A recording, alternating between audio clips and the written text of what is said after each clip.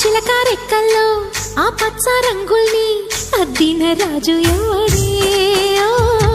నిన్నాగో పడికెల్లో ఆ విష్ణు పాదాలు దిద్దిన మాయా దేవుడే